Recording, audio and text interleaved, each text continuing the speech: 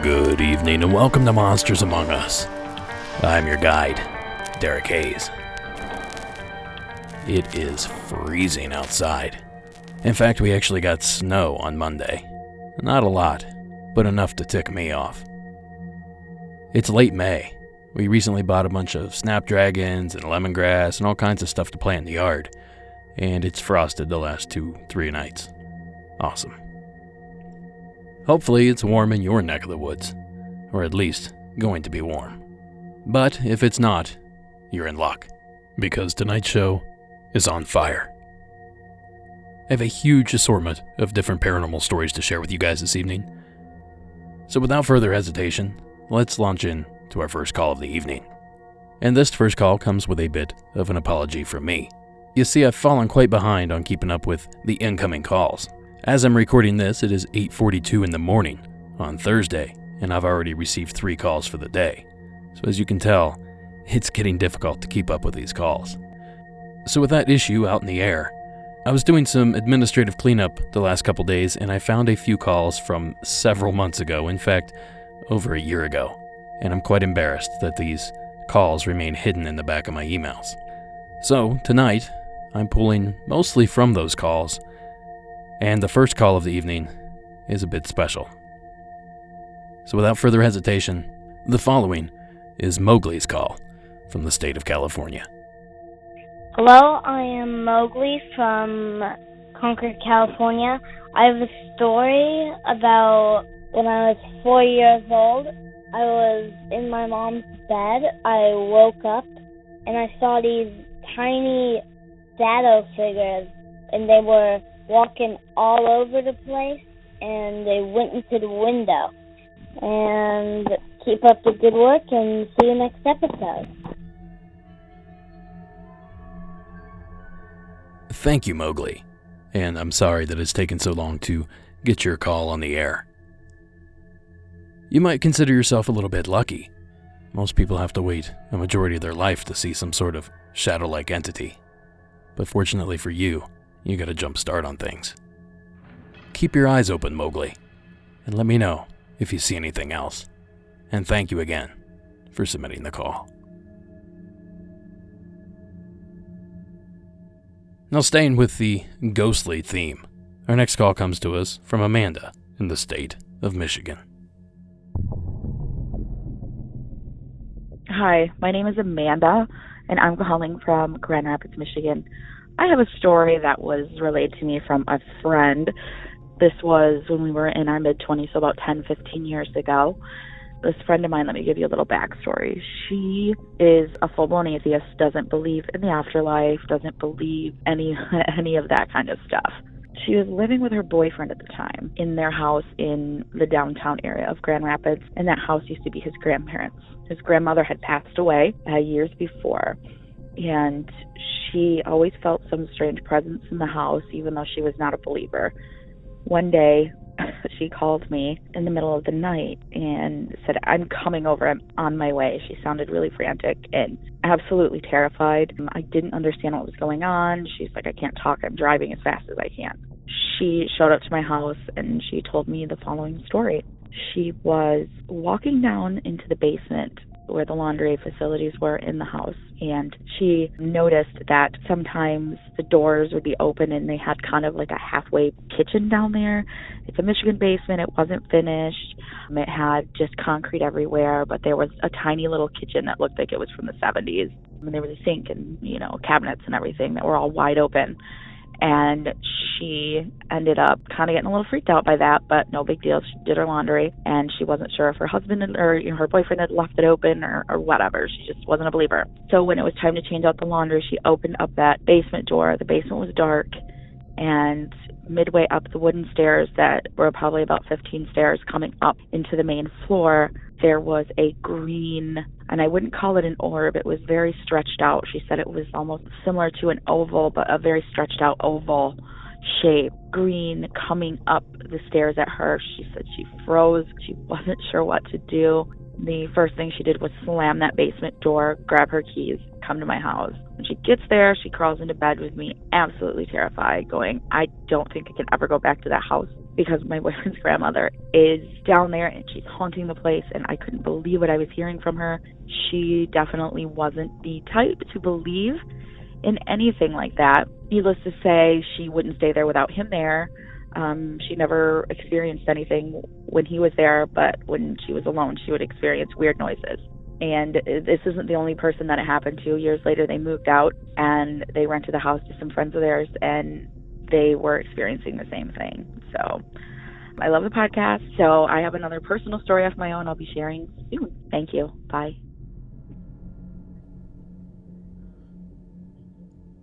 Thank you, Amanda.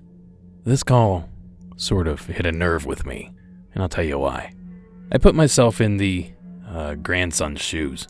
If either of my grandmothers decided to come back and haunt me, I feel like I would be elated and not terrified. But that said, if my significant other's grandmother, a person that I'd never met, came back, I don't think I would share that same sentiment. There's something about the fact that you didn't know them when they were living, so you certainly don't know them while they're dead. That just kind of rings true to the story. So it's sort of a spin on the one man's trash is another man's treasure, or one person's grandma is another person's ghost. Thank you again, Amanda, for taking the time to share that call.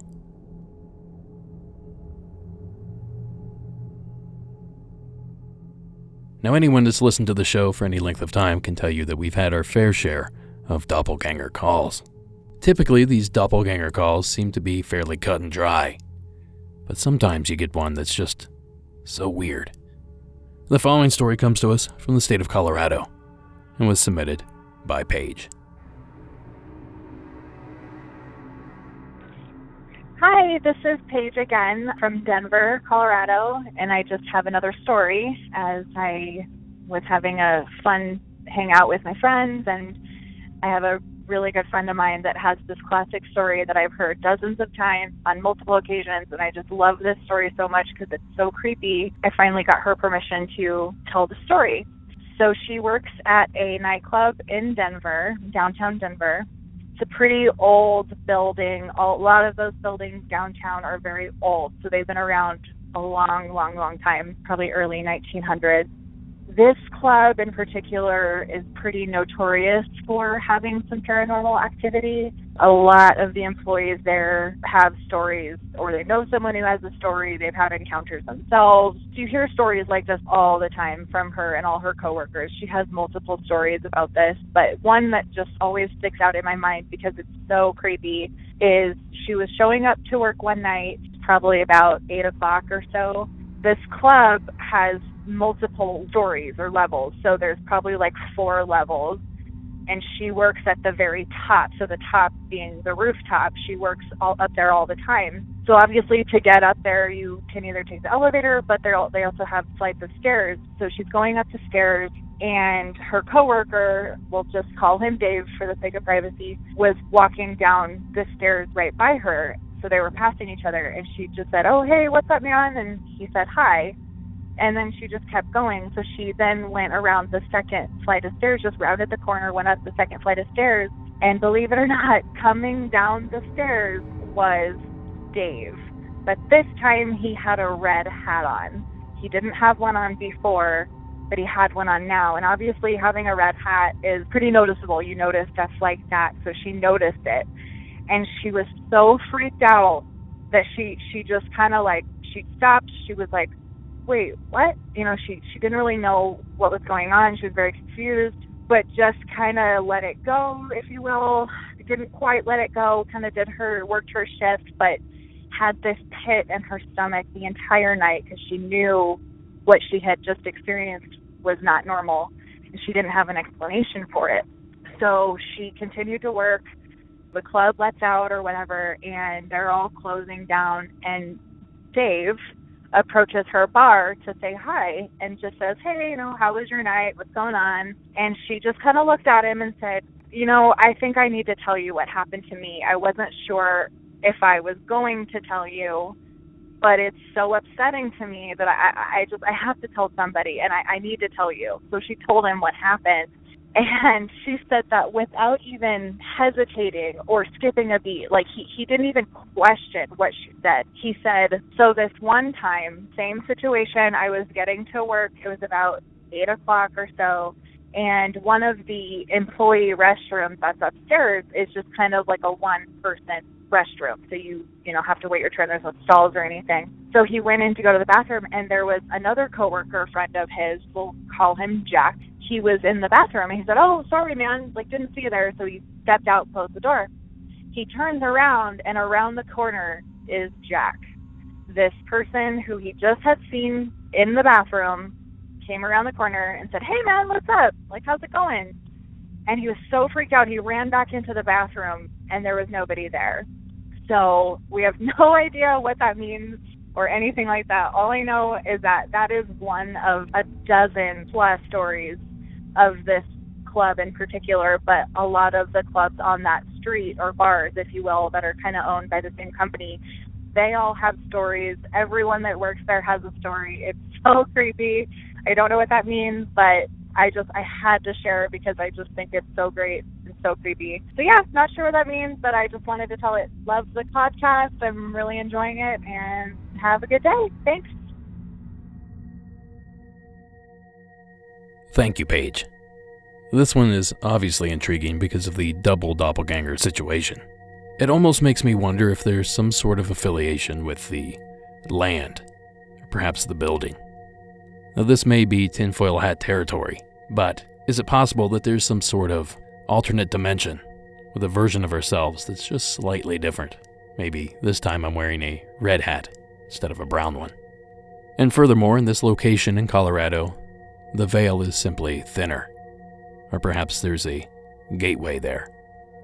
I realize this is wild speculation, but when it comes to double doppelgangers, what else do we have? So thank you again, Paige, for taking the time to share that cool story.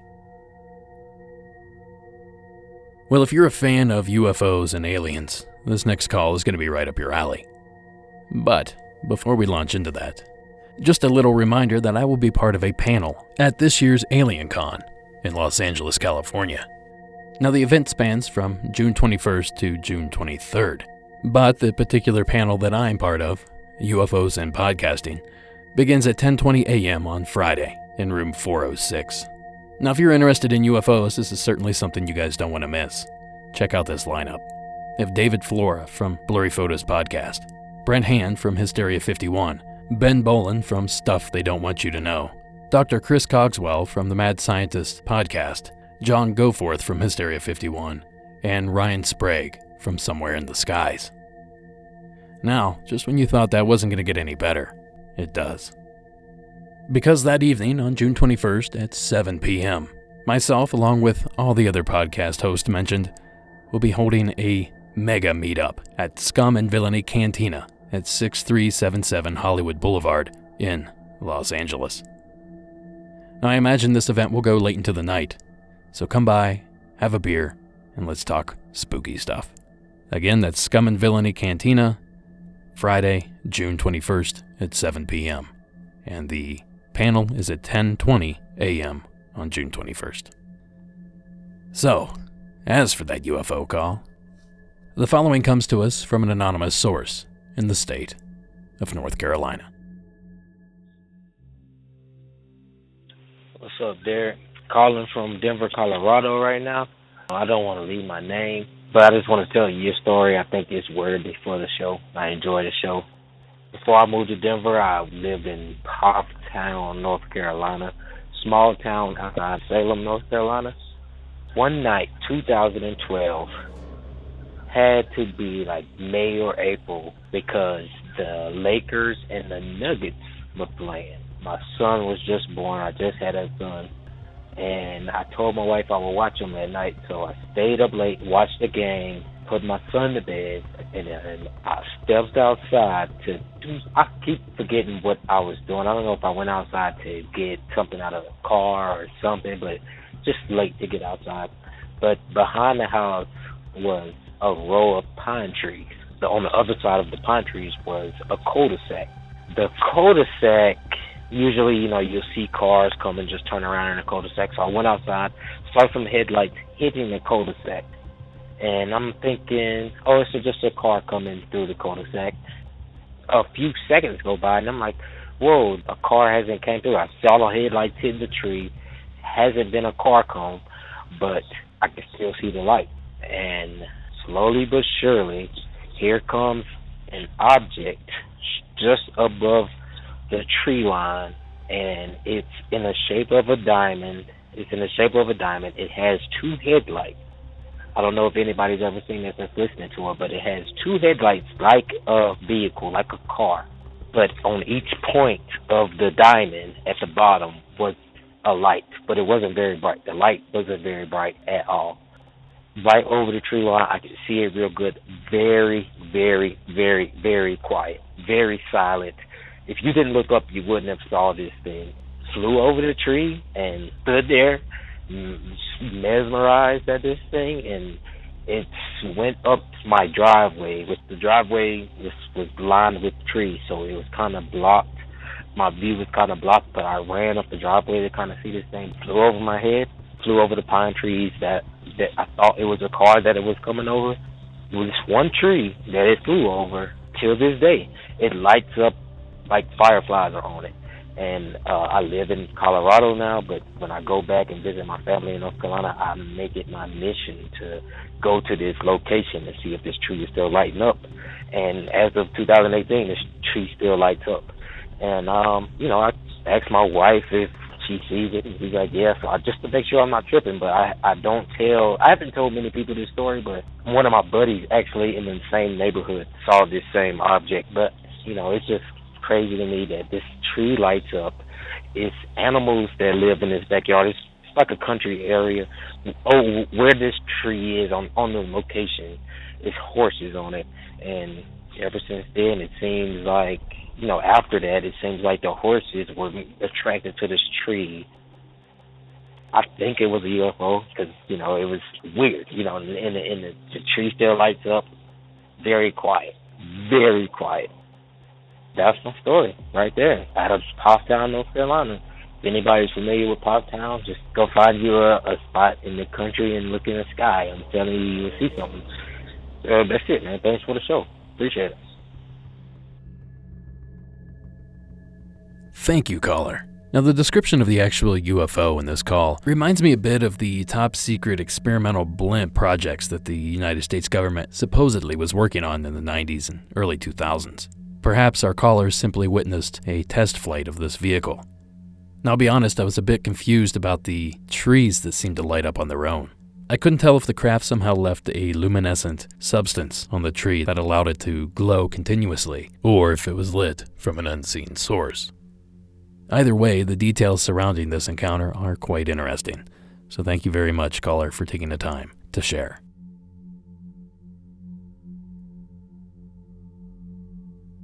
Now, our next call of the evening comes to us from the state of Virginia, and the following was submitted by Mary Kate.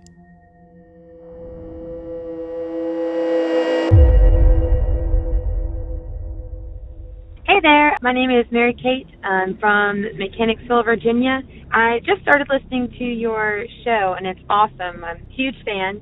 I'm calling to tell you about my experience with what I believe to be a ghost in my house.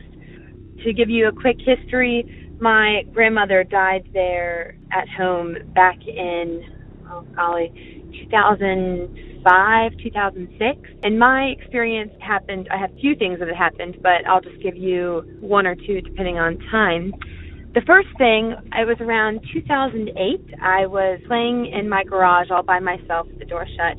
I was playing Guitar Hero, and the house was completely empty. Everyone was at one of my brother's soccer games or something like that. I don't remember exactly why no one was home, but I was home by myself, and the doors were all shut, and it's a garage that we turned into a rec room, so there's no airflow in and out. It's pretty stale, so we usually have the door open, but I had it shut. And while I was playing there, we had a stand, I don't know what they're called, but the lamps that are on their own, like they're taller lamps, that was in the corner of the room, and I was just playing by myself, and then all of a sudden, the lamp just slammed down onto the floor and traveled like a foot or two away from where it was initially standing. And so it didn't just gently fall over, or I don't think there was anything that could have caused it, like any kind of mouse or rat or something running past. And I didn't have any pets in the house or anything like that at the time, so I don't know what else it could have been. So that was one real experience, and I ran out of the room and was totally freaked out and called my friend over and just didn't go back into the room until my parents had gotten home. So that was one experience. Then a second experience was I was upstairs in my parents' bathroom getting ready to go out, and I was fixing my hair, looking in the mirror. And so the door, it has a closet door that opens basically like an L. So you've got two doors that are pretty close together where their hinges are, and if you open both of them, they'll meet each other. But the bathroom door the closet door, was completely shut, and the bathroom door was just cracked open. And I was in there getting ready, and all of a sudden, the lights start flickering. That kind of, whatever, the power must be doing something weird. And then the bathroom closet door that was shut opens up. So I thought nothing of it. Okay, fine, maybe pressure change in the house, something could have occurred there. But so that I discounted, and I ignored that until the other door moves. So I was like, okay, that's kind of weird. The lights flicker and the door is moving. So I shut both of the doors, and the closet door again opens. Then I close it back, and it opens again. I'm like, okay, maybe something's pushing it. And so I look around to see if there's any towels or something that are there, and nothing that I could find. So I shut it again and push my foot against it to make sure it's really shut. And it opens up again in one direction, and then it closes itself. So that really freaked me out, and that was enough for me with the lights flickering and the doors moving. I ran out of the room, and I yelled out to see if anybody was home, and my sister came to me and said, what's going on? And I told her that the doors were opening and shutting on their own after the lights had flickered. It's just too much of a coincidence to me. And so I don't know if maybe that was my grandmother trying to communicate or something else. All I know is that it really freaked me out, and so that's my story. Thanks so much. Love the show. Thank you, Mary Kate. Now, if I didn't know any better, I would say there's a distinct possibility that this entity, spirit, or whatever it is, may be targeting Mary Kate. Now, she didn't mention any other occurrences in the house that were experienced by anyone other than her. Is that because she hasn't yet mentioned those occurrences, or is that because those occurrences didn't happen? And I suppose we will have to wait for Mary Kate's next submission to get to the bottom of what may be going on. Thank you again, Mary Kate, for taking the time to share your tale. Now, I don't consider it a good show unless I've included some sort of alien black cat sighting. So without further ado, the following comes to us from Kyle in the state of Texas.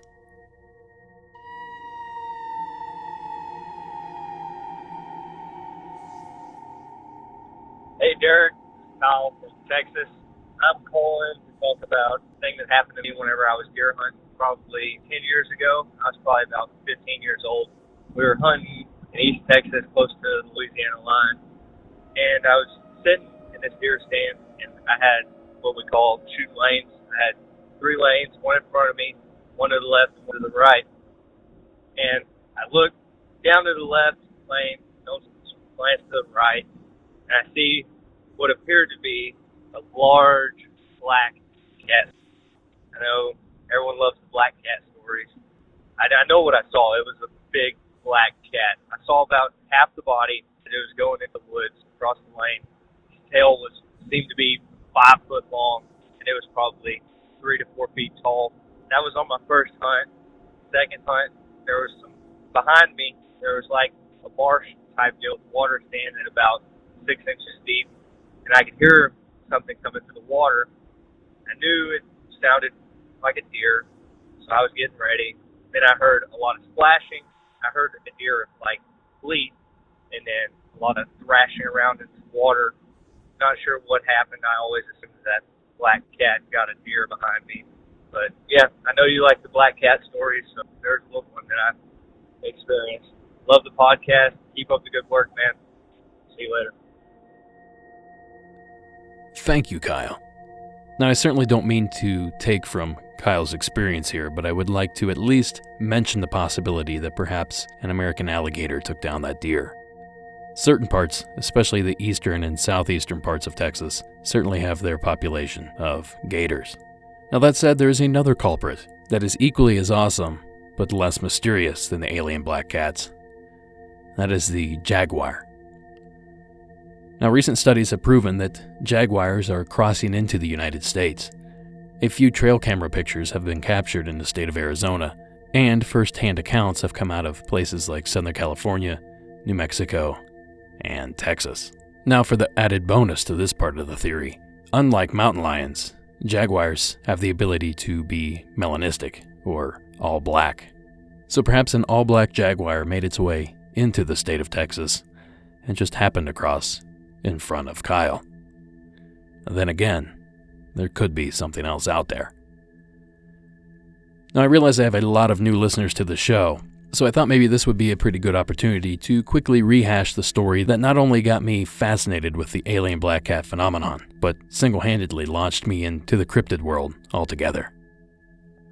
And I know many of you have heard this story, so I'll be as brief as possible. But when I was 10 years old, me and my brother and a friend of ours were exploring the woods behind my dad's house in southeast Ohio. This was a wide expanse of wooded land with a few pockets of pasture land here and there.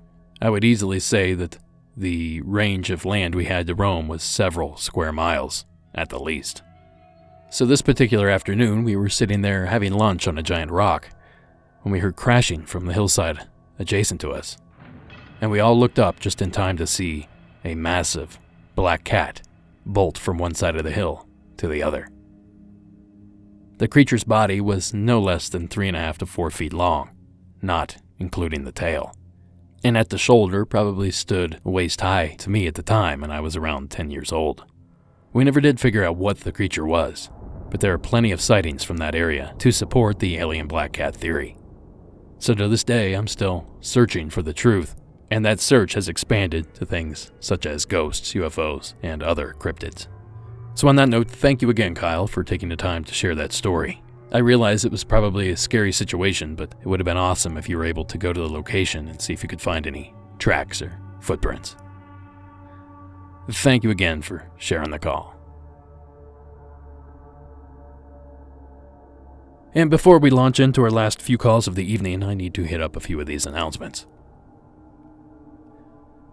This is already episode 14 of 20 in the season, so we're running out of time for these hometown legends. So if you have a story about your hometown or a town that you frequently visit, an urban legend, a terrifying historical event, now's the time to share. Simply call the hotline at 1-888-608-NIGHT. That's 1-888-608-6444. Or you can hit up the website at monstersamonguspodcast.com and click on the Report Your Sightings tab for more options. Now be sure to mention very early on in the call or the written submission that the submission is for the Hometown Legends episode. That will help me find it and ensure that it won't be skipped over. I recently uploaded a video update to the brick carving shenanigans that I've been doing here in the new studio. So if you're one of the lucky handful that donated money to receive a brick here in the studio, you may want to check out that video. And don't worry, your final videos, pictures, and all that are still coming once I have all of the carvings completely finished. Now, recently I've had several people reach out to me about purchasing bricks now. Well, the situation is that I offered it up as an exclusive one-time offer. So I feel it's very unfair to those that participated early on and purchased the bricks during that time period. I also understand that a lot of people have come in to the show later on and perhaps would like a brick. So I'm going to lay this question out to those that donated. Would you mind if I opened it back up for a couple weeks? Or would you prefer that it stays the way it is? There are absolutely no wrong answers, and I'll pretty much do exactly as you guys request. So if you'd like to keep it closed, that's something we'll do. And if you'd like to open it back up and maybe improve a few other things here in the studio that definitely need upgrading. So those of you that have purchased bricks, send me a message. Let me know what you think about this situation. I leave it completely up to you guys. And for those that didn't get a chance to purchase a brick and would still like to support the show, there are three excellent ways you can do so. First, you can make a donation via the website. Click on the donate tab, and literally any amount that you offer up will go a long way to keep the show running for years to come. The second option is to buy a t-shirt, magnet, or perhaps a hat. Again, visit the website and click on the shop tab for all those options. And the third is Patreon. For a $4 monthly pledge, you get access to 2 additional episodes per month. A Paranormal News of the Month episode, where I discuss 5 or 6 news stories from the previous month that caught my eye and how they pertain to recent sightings and reports. And the second episode is a deep dive episode where I take a past experience that's been shared on the show and actually sit down with the experiencer. So to sign up, visit patreon.com/Monsters Among Us podcast. And by the way, I'm wide open to other Patreon reward levels. So if anyone out there has any suggestions for different reward levels, please let me know. I'm happy to do whatever it is that makes you guys happy. And on that note, let's get back to the show.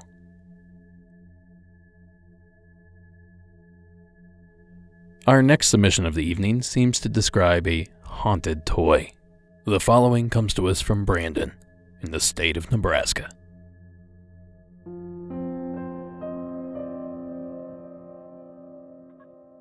Hey Derek, this is Brandon from Nebraska. I called in previously about the apparition of my cat here, and just listening to the podcast, almost caught up all the way through. I love it. It's fantastic.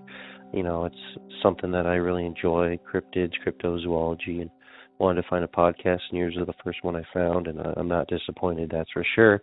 I just want to kind of tell a quick story about when we moved into the house. This was about 3 years ago, beginning of summertime.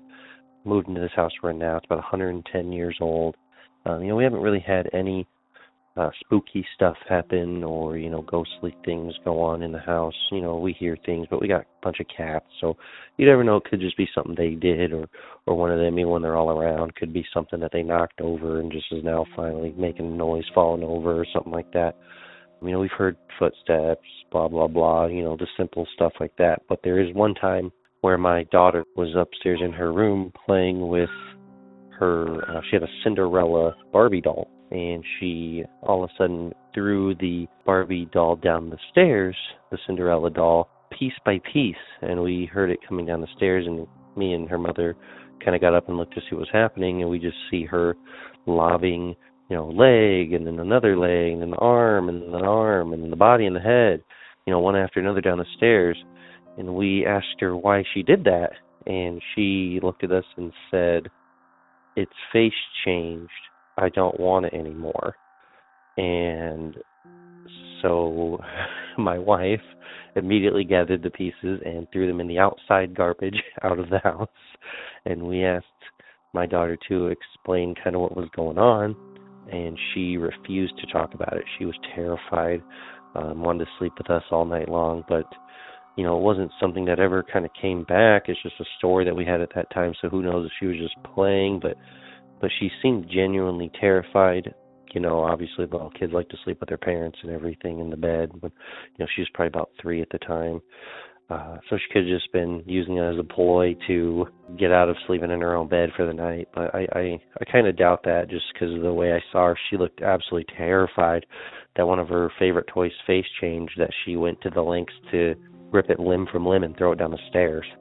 So just kind of wanted to share that with you, something kind of really creepy that happened in my family to you. So I appreciate everything you do, and the podcast is great. Thank you so much. Bye. Thank you, Brandon. Your story reminds me of something embarrassing that happened to me when I was probably 8 or 9 years old. You see, I had a He-Man backpack, and I loved He-Man at the time. It was a black backpack with a little bit of screen-printed cartoon action on the front pocket, if I remember correctly. And I wore this thing everywhere. Took it to school, took it into the woods. It was my backpack. Well, somehow I got it in my head that the backpack was bad luck. My grandparents suddenly moved to Florida. I believe one of our pets died suddenly. There were a couple other things that happened in close relation to one another. Somehow in my tiny mind, I determined that the backpack was the cause of my troubles. So one evening, I got the bright idea to bury this backpack. To this day, it still sits in the ground somewhere on my dad's property. I couldn't even tell you exactly where I buried it. But surprisingly enough, the bad luck seemed to have ceased. Now I realize these two stories have little to do with one another, outside of the fact that they involve toys, but I couldn't help but look back and laugh. Thank you again, Brandon, for taking the time to share that creepy one. The theme to our next story is brand new to Monsters Among Us. I can't think of a single time we've covered anything even remotely close. So put your boots on for this one. The following comes to us from Donald in the state of South Carolina.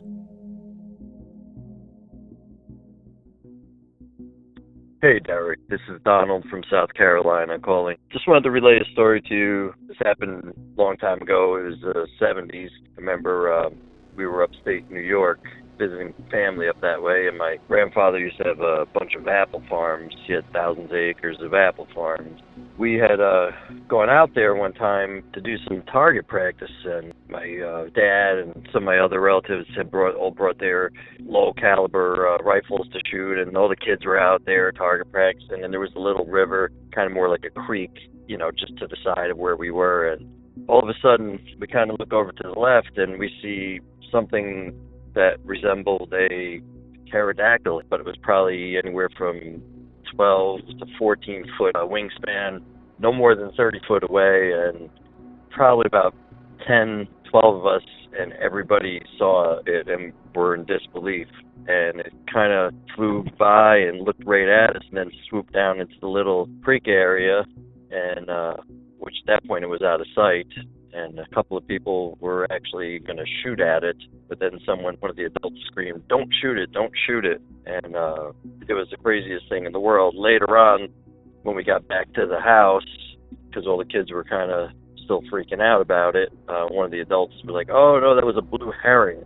We ended up looking into that, and it was definitely not a blue herring. It did not have any feathers at all. It was really freaky, and it was close enough for us to get a really good look at it. It did have a crest on its head and a long beak, kind of like if you look at a pterodactylus, and have a little bit more of a crest. Didn't have a noticeable tail, but you did see the two legs sticking in the back, the hind feet, if you will. Anyway, just figured I'd let you know that story, and love the podcast, and keep up the good work. Thank you. Goodbye. Thank you, Donald. Now, many of you may be wondering, what did you just listen to? A pterodactyl in the 21st century. Now, we understand that it's pretty far-fetched to believe that a pterodactyl could be living here in the U.S., unidentified, undiscovered, so to speak. But what if I told you that that's not the first and only pterodactyl sighting to be reported in this country? In fact, there have been dozens of reports submitted over the years, in addition to several videos that have actually been posted. I'm going to link to a handful of these in the show notes for tonight's episode, so if you want to check out any of these pterodactyl stories or videos, I can save you some searching. Now, I also should point out that in Papua New Guinea, there's a creature known as the ropen, which essentially is a pterosaur or pterodactyl type creature. One of the odd descriptions that the people of Papua New Guinea ascribe to this creature is the fact that it seems to glow in the dark. Certain parts of it appear to be bioluminescent. Even when I read about that as a kid, there was something about the bioluminescent part that just made it real to me. Of all the things, why would they make that part up? Now, if you need additional examples as to why something like this could or possibly may still exist somehow, somewhere, there have been multiple dinosaur sightings in South America. And of course, this Mokele Mbembe, the creature that stops the flow of rivers, deep in the Congo. A creature said to look exactly like a brontosaurus. This huge creature is said to prowl the land and lurk beneath inland waters. Natives call it Mokele Mbembe, one that stops the flow of rivers. Heavy armored sides, scales, a fringe of scales down the back. Footprints of the order of 3 feet in circumference. He always came out of the cave to find food. The people call this animal Mokele Mbembe. Eyewitnesses report seeing a creature with a long neck and a snake-like head. They say it has a body as big as an elephant with 4 legs, claw-like feet, and a long tail. Most of these accounts suggest it is a semi-aquatic animal that spends most of its time in the rivers that run through the jungle. That clip comes courtesy of the series Monster Quest. Season 3, the episode is titled The Last Dinosaur. And of course, a link to that can be found in tonight's show notes. So whatever it is that Donald saw that day, it certainly has me intrigued. So thank you again, Donald, for taking the time to share that call. And now it is time for the final call of the evening. So without further ado and without further hesitation, the following Bigfoot call comes to us from the state of Vermont and was submitted by John. Hey, Derek. Hey, Addie. Hey, Warren. My name is John, longtime listener. I discovered your podcast about a year ago. Just recently joined the Facebook page, and I believe I'm following you on Instagram as well. Always kind of been into the paranormal and the cryptozoology, any of that stuff. A lot of mythology and folklore, too. I actually live in the Capital District in New York State, down near Albany, but I grew up in the neighboring state of Vermont, more specifically southwestern Vermont. And the story I have for you, I know you're like me, you're kind of a Sasquatch fan. I actually grew up in an area where it was known to have a Bigfoot. I did grow up in the town of Bennington, Vermont. Bennington is known specifically for the Battle of Bennington and the helping to overthrow the British during the Revolutionary War. There's an area between Route 7 North and Route 9 West. I know it's in different books and whatnot as the Bennington Triangle. There was a number of disappearances there from 1945 to 1951 near the town of Glastonbury, which is a whole separate thing.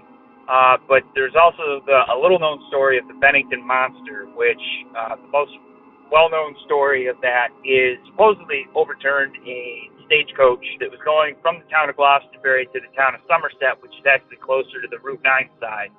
I grew up on a mountain that's called Bald Mountain, but known better to the locals as East Mountain because of the road that runs through it called East Road.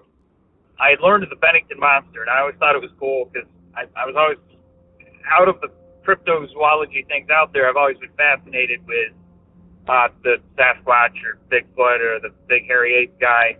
Anytime I see a show coming on that is talking about the Grassman or the Jersey Devil or anything like that, I got to sit down and watch it because that's the one thing that I really get excited about.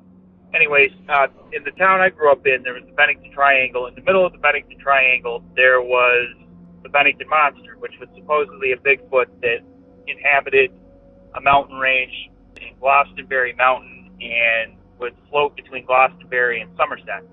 Like I said, I was married at the time. I was living right on the Bald Mountain, which is in that same mountain range, right between Route 7 and Route 9.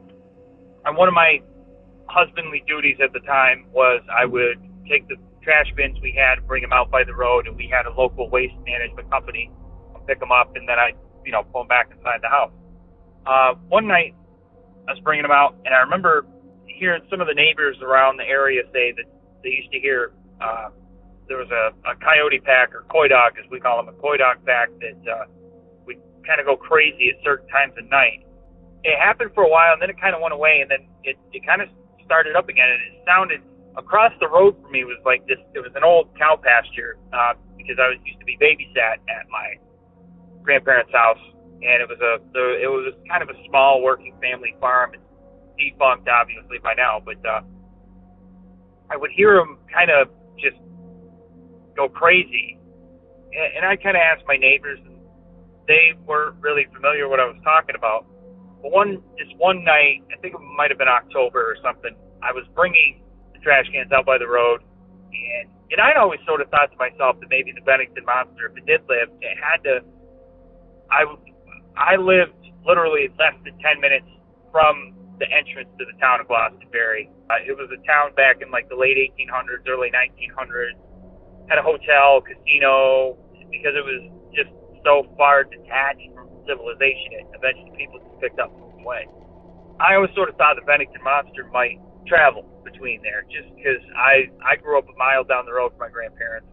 It was all state forest across the road, and there was wide open logging trails or hiking trails and logging roads. It was easy walking. My dad tried to get me to hunt as a kid, so I would hunt that mountain, and I just always thought it was pretty good. And this one particular night, and I still can't explain it, and I've never really told anybody the story, but when I brought him out, I heard like a knocking sound, like somebody had banged a stick against a tree, and I still remember looking into the woods, and there was just enough moonlight where I could see like a silhouette down on the other side of the field, and I did have a flashlight with me. I had a mag light. It was a road in the middle of nowhere, and I was just kind of sketchy about it, so I shined the flashlight down there, and I swear I saw something move after what I saw looked like a shadow at the other end of the trees, and I shined it, and I swore I saw movement, like a brown blur. The next day I went down and tried to see if I could find some signs or something of it, and could see some scrapings, and I saw some animal footprints. But I still go out in the woods now, but after my father passed away in 2011, I sort of gave up on trying to be the deer hunter, which that's the whole other story. I was never really comfortable with taking an animal's life, but I still consider myself to be an outdoorsman. I go out in the woods, and I leave only footprints, and more of a hiker at this point. I just always thought it was cool to grow up in an area with a Bigfoot story. Just thought I'd share it with you. Like I said, I've been listening for a long time, working up the courage. Absolutely love what you're doing with the podcast. I think it's awesome, the platform that you've given people to share their stuff where they're not judged or made to feel like they're crazy. It's really cool. Good job. Keep up the good work. Talk to you later. Bye. Thank you, John. Now, you may remember I discussed some of these disappearances a few episodes back when we discussed another call from the Vermont area. Now, this place, the Bennington Triangle, is infamous, to say the least, for its strange activity, disappearances, and sightings. Now, if that's something you'd like to learn more about, I'm going to suggest a short little documentary for you by a man named Matt Garland. You can actually find a link to this documentary in the show notes for tonight's episode. I highly recommend you sit down and take a look. As for your sighting, John, there have been other sightings of a creature like this in your area. There have been disappearances in your area. And although I've never been there, I've heard and read that the area could support a large bipedal creature like the Bennington Monster. So I suppose anything is possible. Now, if the Vermont area, and specifically the Bennington Triangle area, is as active as many claim it to be, perhaps there's someone else out there with a monster sighting from that area. If that's the case, I'd love to hear from you. Thank you again, John, for taking the time to share this call, and especially thank you for the kind words. And that's going to do it for this episode. Monsters Among Us is written and produced by me, Derek Hayes. Additional support is provided by Warren Pon Abbott, Addie Lloyd, and Tony Bell. Music for this episode was provided by Coag Music. Thank you all for listening, and until next week.